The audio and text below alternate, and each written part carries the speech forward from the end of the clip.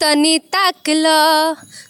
ताकल देवलिया पर का लिखल बा तनी ताकल अतवार लिखल बा कि सोमार लिखल बा तोरा दीदी के 10 गो भतार लिखल बा तनी ताकल देवलिया पर का लिखल बा तनी ताकल। अरे दुल्हा के बहिन न पढ़े में तेज न पढ़ावे में तेज 10 गो लइका पटावे में तेज तनी ताकल देवलिया पर का लिखल बा तनी ताकल। याद आवेला धनी याद आवेला दिनों रात तोरे खाली याद आवेला दिनों रात तोरे खाली याद आवेला। याद आवेला पिया याद आवेला दिनों रात रौरे खाली याद आवेला दिनों रात रौरे खाली याद आवेला। अभी हमारे साथ जिस 2 कलाकार को आप लोग देख रहे हैं शादी विवाह के गीत गा करके सोशल मीडिया पे रातों रात वायरल हो गए हैं। क्या नाम हुआ आपका? जी मेरा नाम गौरी श्री। आपका क्या नाम हुआ? पीके राजा।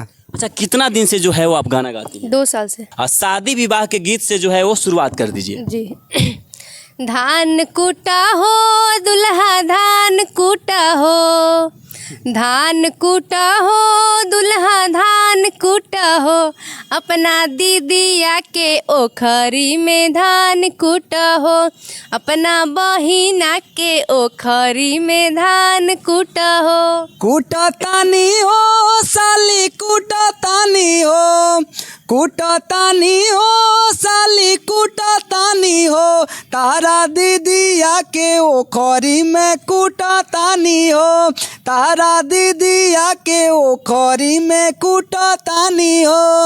अच्छा, ये जो गाना है ये सिर्फ रील में है कि रियल में भी आप लोग जीजा साली हैं? नहीं रियल में जीजा साली नहीं। मतलब दोनों आदमी दोस्त हैं आप लोग? गुरु चेला समझ जाइए। गुरु कौन है, चेला कौन है? गुरु हम ही है, हमारा स्टूडियो है वहीं पे ये चेला है। हाँ गाते। ठीक है। अच्छा, आप लोग लोकगीत भी गाते हैं? जी। तो हम चाहेंगे एक लोकगीत गाकर सुनाइए। इनका है पहले। जी बाहरा में लागता ना मन धनिया बाहरा में लागता ना मन धनिया असरे में बीत जाई लागे जवानिया असरे में बीत जाई लागे जवानिया। घरवा में रोवतिया राउर कनिया घरवा में रोवतिया राउर कनिया असरे में बीत जाई लागे जवानिया असरे में बीत जाई राजाई जवानिया। भोर के जगावल पनिया मंगावल याद बड़ी आवेला बार बार उठावल हमके सतावल याद बड़ी आवेला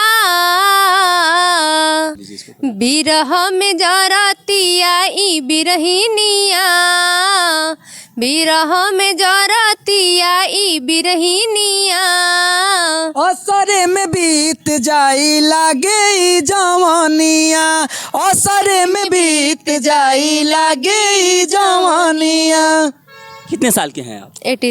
18 साल की हैं। शादी अभी नहीं ना हुई है? नहीं अभी नहीं। शादी कब करना है? अभी नहीं करना। बॉयफ्रेंड है? नहीं नहीं है। नहीं। और जो लोग देख रहे हैं ट्राई करना चाहते हैं कर सकते हैं? क्या ट्राई करना? पटाने के लिए, शादी करने के लिए, बॉयफ्रेंड बनने के लिए? नहीं ट्राई नहीं कर सकते? नहीं। ऑलरेडी है? नहीं कोई नहीं है। बॉयफ्रेंड नहीं है? नहीं। अब बनाना भी नहीं है? नहीं। अच्छा, क्या करना है आपको अब? आगे बहुत मेहनत करना है, स्टार बनना है। स्टार बनना है? जी।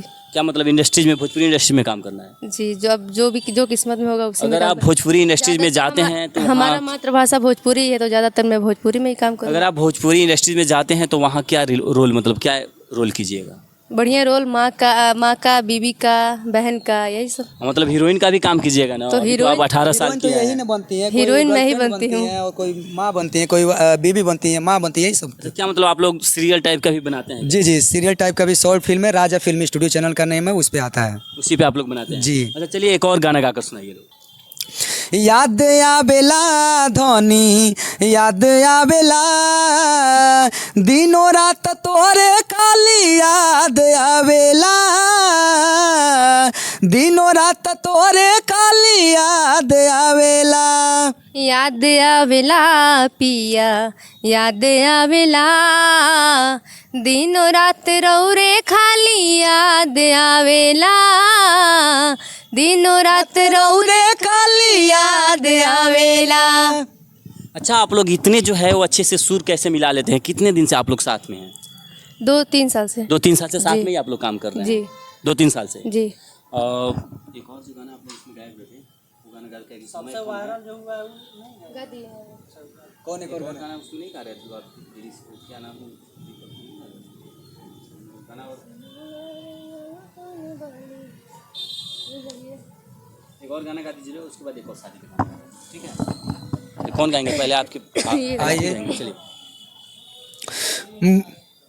बाड़ू मुहावा फुलौले बोल के बटे सतौले, बाड़ू मुहावा फुलौले बोल के बटे सतौले, काहे रोवताड़ू बोल जान का भइल, काहे रोवताड़ू बोल जान का भइल। कुशीनगर वाला कान वाली ए राजा टूट गइल, पडरौना वाला कान वाली ए राजा टूट गइल। अच्छा शादी विवाह का जो गाना है वो आपका बहुत ज़्यादा वायरल हो रहा है, तो हम चाहेंगे कि शादी विवाह का एक दो जो गाना है वो आप गाकर सुना जी। दीजिए। तनी ताकल देवलिया पर का लिखल बा, तनी ताकल अतावार लिखल बा कि सोमार लिखल बा, तोरा दीदी के 10 गो भतार लिखल बा, तनी ताकल देवलिया पर का लिखल बा, तनी ताकल। अरे दुल्हा के बहिन न पढ़े में तेज, न पढ़ावे में तेज, 10 गो लइका पटावे में तेज, तनी ताकल देवलिया पर का लिखल बा, तनी ताकल। चलिए बाकी आप लोग गौरी श्री के बारे में क्या सोचते हैं और इनकी गाई हुई गानों के बारे में क्या सोचते हैं, अपनी प्रतिक्रिया है जो कमेंट बॉक्स में जरूर बताइएगा। मिलते हैं नेक्स्ट वीडियो में, अभी के लिए जय हिंद।